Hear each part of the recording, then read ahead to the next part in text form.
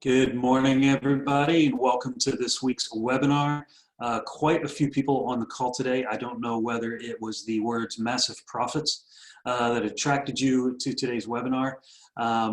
Just want to make sure that you're in the right place. So this is Action Coach, 5 ways to massive profits, the most powerful business secret you will ever learn. And I'm Andy Goldberg, your presenter today. And just a reminder, I am doing free pro bono one-off coaching sessions for anybody that needs help during COVID-19 to help them survive, not just survive during the crisis, but thrive as we come out of this as well. And the reason I chose today's topic, and it's the same as why I chose last week's topic, I felt a lot of people, including myself, were doing webinars on what to do during COVID-19, how to survive, et cetera, but we have to also remember that there are some basic business fundamentals that we need to remember, especially as lockdown starts to lift and we go back to work. We need to remember that we do still need to grow. We need to do the sales. We need to do the marketing. And so really that's what today is about. It's a reminder of that. This is probably a shorter webinar. I didn't time it, but I would imagine it'll only be about a half hour or so. So there'll be time for questions at the end if anybody wants. But if you do want to get in touch with me after this webinar and set up a one-on-one session so we can talk about specifically how we can implement these strategies for you. So maybe those of you who work with me will certainly be familiar with this slide. I find it's a very good idea to start talking about profits with this slide. And we'll just go through it quickly. This blue line here in the middle of the screen is the line of choice. And we call it that because it's our choice whether or not we want to play above this line or below the line. And below the line are words that we're all familiar with. Blame, meaning we're going to blame some circumstance, some other person. We'll blame politicians. We'll blame a virus. We'll blame the weather. We'll blame the economy. We'll blame our customers for not buying from us or not understanding our sales message. We'll blame our team for not performing.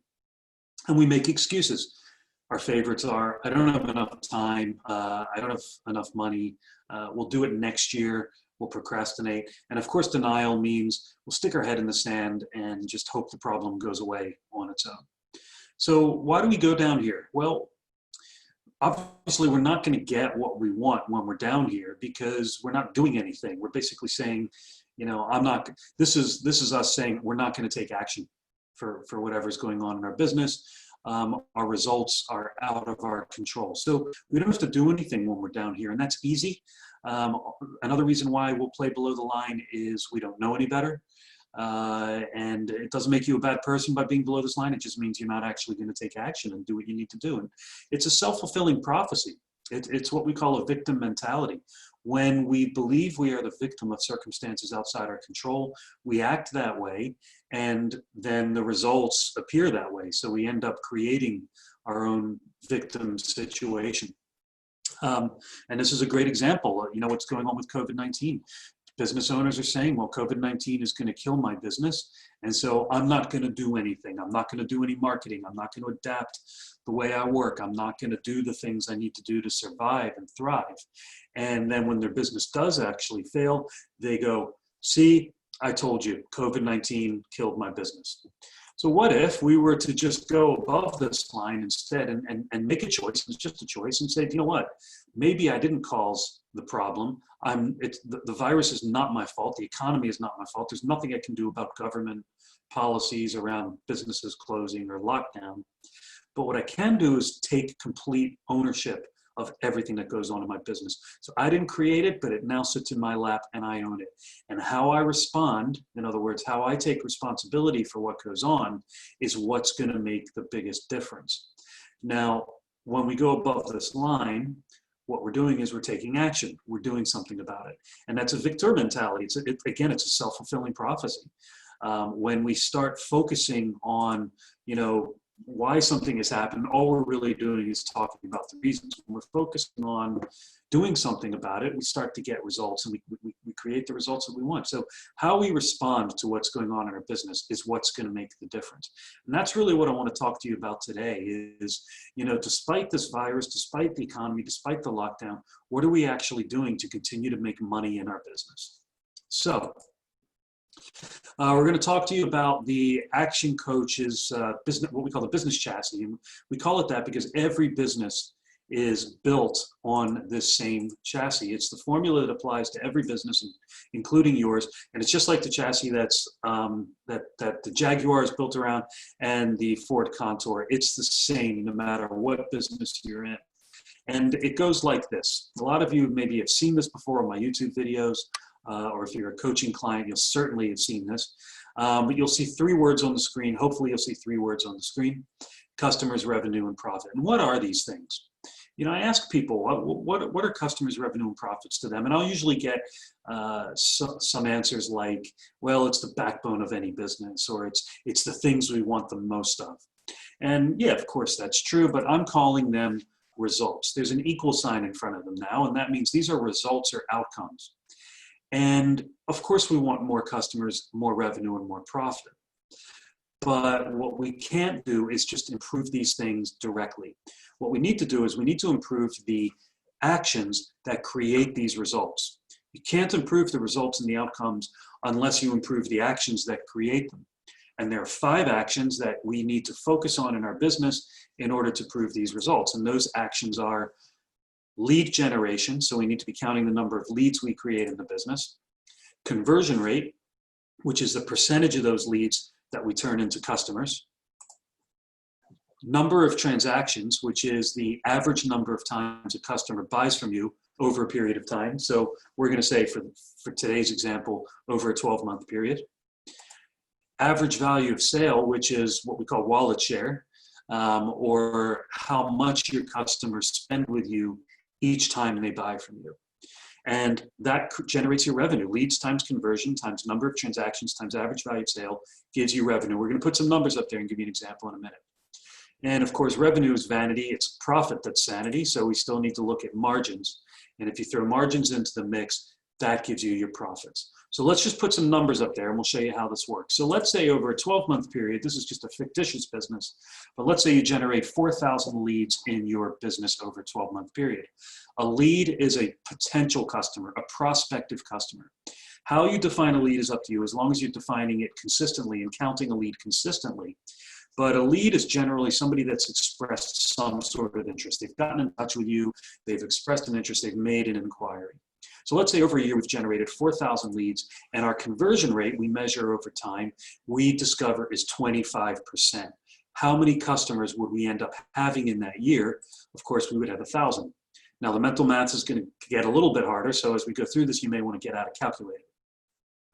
Now, number of transactions is how often these customers buy from you on average. Now, some customers may buy from you once and you never hear from them again. Others might be regulars and favorites of yours and they buy from you, 2 times a week. But we just deal with averages here. So you need to measure it and find out what your average is. But for this business, let's say the average number of transactions is 2. So your typical customer buys from you roughly 2 times a year. Now, your average value of sale or wallet share is how much your customers spend with you each time they buy from you. And again, some customers may spend 10 pounds, some may spend 1,000 pounds. We just deal with averages. I often ask business owners when they start working with me, what's your average value of sale? And they say, well, it's impossible to say because there's such a wide range of types of customers and types of services that we sell. And I say, yeah, that's right, but we just want the average because I don't care what the number is. I only care that the number goes up over time when we start to implement some strategies. So for this business, we'll say the average value of sale is 100. Some are spending 10, some are spending 1,000, whatever, but the average is 100. So how much revenue does that give us in this year? 1,000 customers spending 100 pounds twice gives us 200,000 in revenue. And then let's say our average margin is 25%. That would give us a profit of, can you figure it out? Yeah, 50,000. So I said the mental math is going to be pretty simple, but it will get harder as we go along. All right, so this is the formula for profit. in this business, and this is the formula for profit in your business. You just need to stick in your own numbers and know what they are. And if you want to learn how to measure and find out what your numbers are for your business, just get in touch with me. Email me, andrewgoldberg@actioncoach.com, and I'll show you how to do it. Now, let's go back to each of these areas in blue, each of these 5 actions, not the results, not customers, revenue, and profits, but the 5 actions in blue. And let's just talk about some strategies for each of these. So let's just say in year 2, you go and really focus on leads. You find some new marketing strategies. You read a few books on marketing. You get your business coach to help you with marketing. You just Google marketing strategies. I don't care. There's hundreds of marketing strategies out there, but you want to get more leads in year 2. So you might do more social media. You might ask your clients for referrals. That's a good strategy. Develop some strategic alliances and start working with other companies that can refer business to you. Do some more networking. Get up to Google rankings. Like I said, there's a million things you can do to increase leads, but we just want a small increase. So let's just say in year 2, we just get a 10% increase in your number of leads. Could you do that in your business? If you're really focused on leads in a year, could you get 10% more leads? Of course you can. So how many leads would you be getting in year 2 for this business? That's right, 4,400 leads.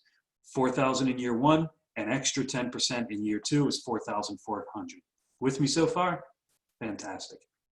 Pop any questions into the question box and we'll get to them at the end. Okay, so conversion rate, much easier to increase than it is to increase number of leads. Conversion rate is a percentage of these leads you turn into sales.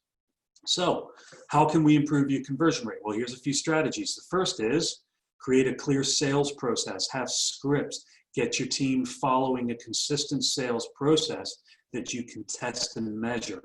Consistency is really, really important here. So when you measure your conversion rate, it starts to improve all by yourself.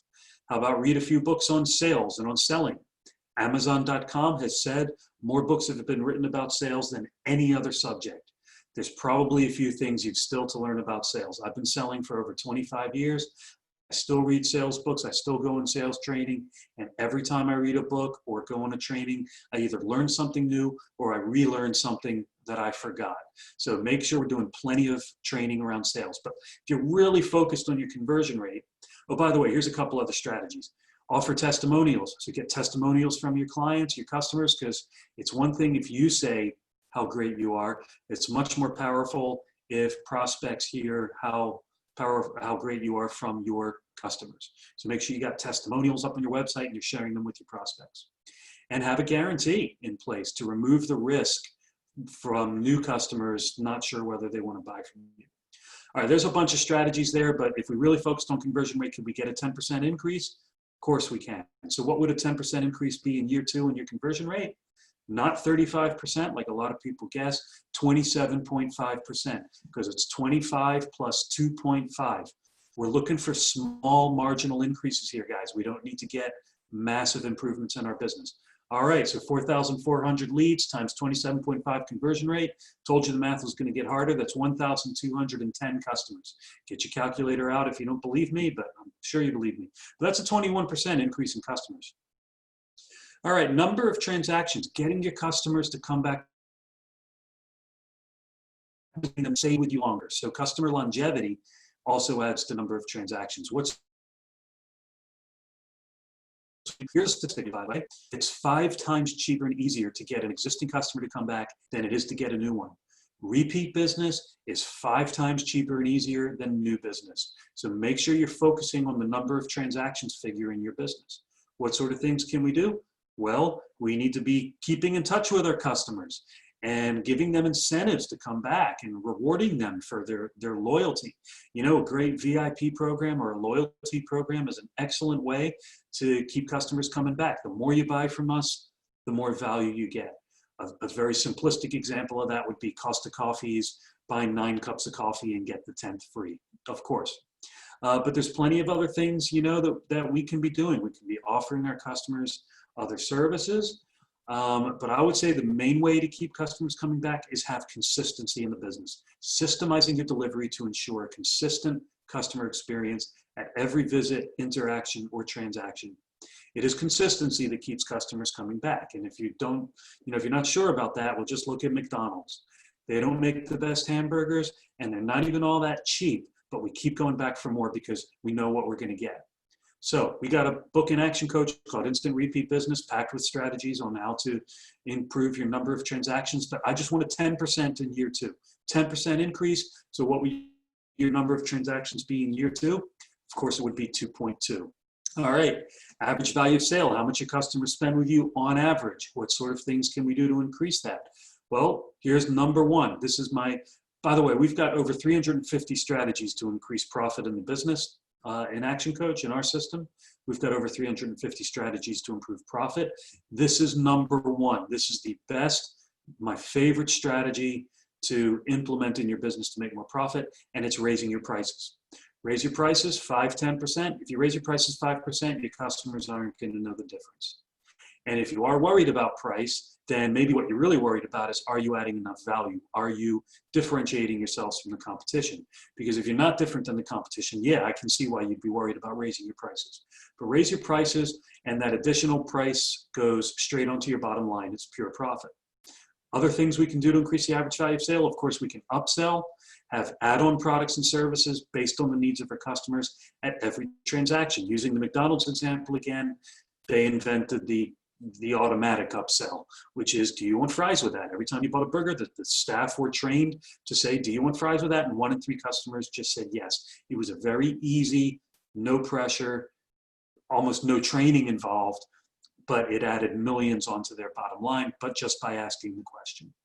And these days, it's you buy a value meal and they ask you if you want to go large. So no matter what you buy at McDonald's, they always offer you some sort of an upsell. But we just wanted 10% increase. So if we just did a 10% increase in year 2, what would our average value of sale be on 100 pounds? Of course, it will be 110 pounds. So what does that give us in terms of revenue? 1,210 customers times 2.2 transactions times 110 pounds gives us 292,820 pounds revenue. All right, margins, because we're not done yet. Margins is the easiest of the 5 ways to improve in your business. By far, it's the easiest. So what are the strategies to increase our margins? Well, one is, let's get more efficient and put systems in place and time management strategies in place for us and our team, because by being more efficient, we will improve our margins. Let's eliminate any unnecessary costs that are not contributing to the growth of the business. One of the first things businesses seem to do whenever there's a recession or a COVID-19 on is they cut the spending on marketing and the things that were going to bring them business, because those are often the biggest expenses. The problem is those were the things that were actually going to grow your business and make you money. So make sure you're cutting spending that is not actually growing the business. If it's not growing the business, why are you doing it? You really need to question everything's priority if it's not about getting customers or keeping customers. And then the other thing we can do is, raising our prices improves our margins. Better marketing improves your margins, because if you're attracting a better class of customer, they are more likely to buy from you, which improves your conversion rate. They're more likely to spend more with you, so that improves your average value of sale, and all these things compound to improve your margin. But I just want a 10% margin. So what would a 10% margin increase be on 25%? You probably know this now. It's 27.5%. So what does that give us in terms of profit? You may not be able to do this one in your head. I can. It's 80,525 pounds and 50 pence. So this again is the formula for this business in year 2 after increasing each of these 5 areas by just 10%. What does that give us as a net result? That's a 46% increase in your revenue, but more importantly, that's a 61% increase in your profit. Pretty exciting, huh? Because all we did was improve 5 areas of the business by just 10%.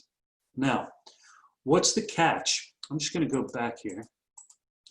What is the catch? Because people often ask me this. Well, this looks good on paper. This looks good on a webinar, Andy, but how can we be getting a 61% increase in profit? Well, look, there's 2 things. There's 2 catches, actually. The first is you need to know all of these numbers. All of my clients work on learning what their numbers are in their business and measuring them. Now, they're not measuring all 5 of them all of the time. They're measuring the ones that they're working on, but they make sure that all 5 of these numbers are going up, because the second catch is if 4 of these numbers are going up, but 1 of them is going down, you may not increase your profit at all because you'd be filling a leaky bucket. So if you generated lots of leads, but you weren't converting them, you're not going to increase your customers. If you're increasing your customers, but you're not making a big profit off of them, you're still not going to make any money. So you've got to work on all five and make sure that all five are improving. But the good news is you don't have to do any of them huge. You just need to do them all gradually. So 61% increase in profit, what would you do with that? Well, obviously you can spend money on yourself. Go out and buy that new car, take a nicer holiday when we're allowed back out to play, of course. But celebrate with the team. So this is my beloved Baltimore Orioles doing what I guess must be called a butt bump. But there's better ways to celebrate, like maybe giving bonuses or rewards to your team when you make more profit in the business. What does 61% increased profit mean for you? I'll bet a lot of you are right now doing those calculations in your head, looking at last year's profits and wondering what a 61% increase in profit looks like. But we don't need to stop at 61%. Oh, by the way, before we get there, here's a quote from Warren Buffett. I don't think he is any longer the second wealthiest man in the world. I don't think $48 billion cuts it anymore, but his quote is still very relevant. And what he says is, it's not necessary to do extraordinary things to get extraordinary results. We don't need to do anything massive to make a lot more profit, guys. We just need to do the little things consistently, all of the time, always getting better in those 5 areas to increase our numbers. All right, but let's not stop at 61%. Let's say we did this 2 years in a row, okay? So let me just be clear on this. Year 1, we increase our 5 ways by 10% each, like I just showed you. So you've got that there, 80,525 in profit. Let's say we did it again in year 2. We took each of those numbers in the right-hand column and increased them by 10%. What would that actually look like? So increase our leads by 10% to 4,840. We're going to increase our conversion rate to 30.25%, and so forth and so on. That would give us a profit of 129,678 pounds. That's over 150% increase in profit in just 2 years.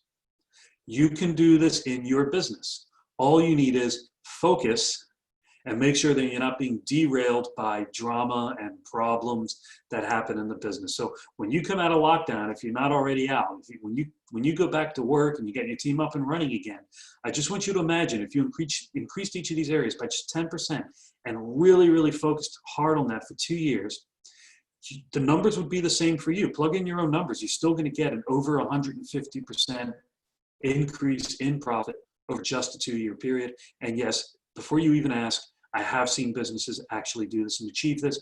I have had clients achieve this and in fact go well above that, because a 10% increase is not a big ask.